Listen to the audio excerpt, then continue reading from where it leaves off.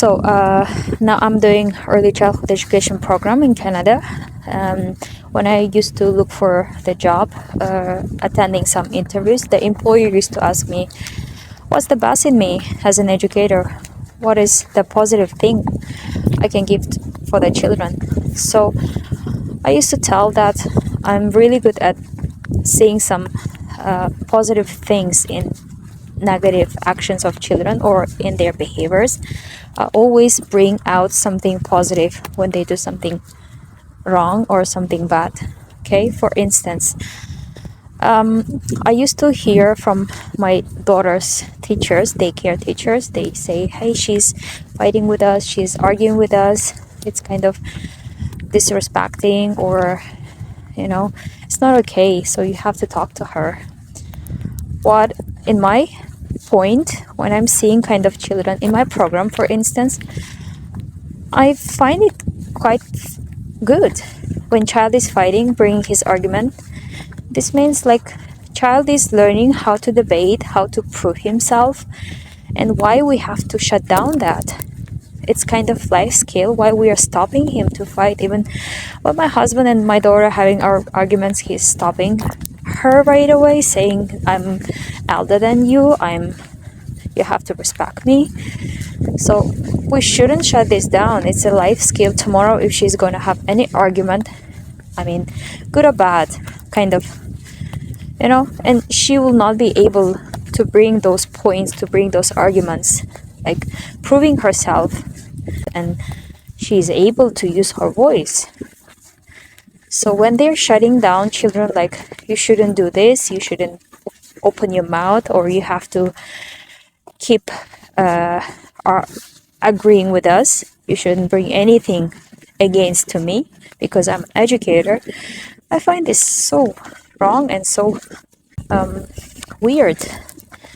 When the child is learning, yes, at the same time we teach the child how to debate, how to argue, not just simply, useless words, waste of time, unnecessary things talking, no, but teaching the child how to fight, how to have that argument, how to have those points one by one listed, right?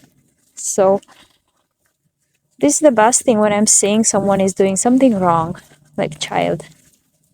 I see why this is happening. Maybe this really she or he is learning right now in this age that she really needs this skill. So why are we stopping it?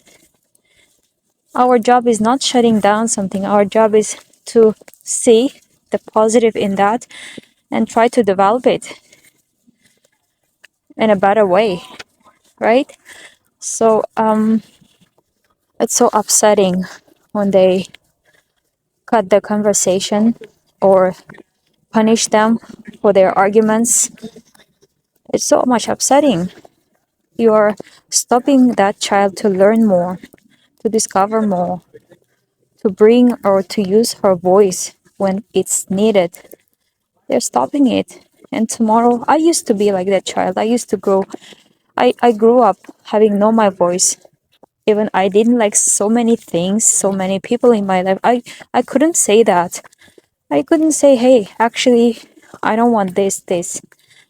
I don't like it. So can you please stop it? I couldn't do that because my parents didn't grow me. They always used to, I'm the smallest child. I have to keep following whatever they say. I haven't raised my voice. So I didn't have my voice. And when I was a teenager, when I was a schoolgirl, or until 2022, I never thought that I could have my own voice, telling my opinion. Maybe I was, but still I was having not that confident that I could bring my arguments. I could win this debate, right? So when children doing something wrong, when they're trying to do something wrong, or in their actions or in their behaviors, try to find the positive thing in that and bring it out, like, hey, this is a nice point, but can we talk actually like this? Can we bring your arguments in this way, which is more respectful? Okay, because we respect teachers, we respect people around us. So if we teach all these things, just imagine what kind of people would be in this society, what kind of great individuals we could grow as an educator.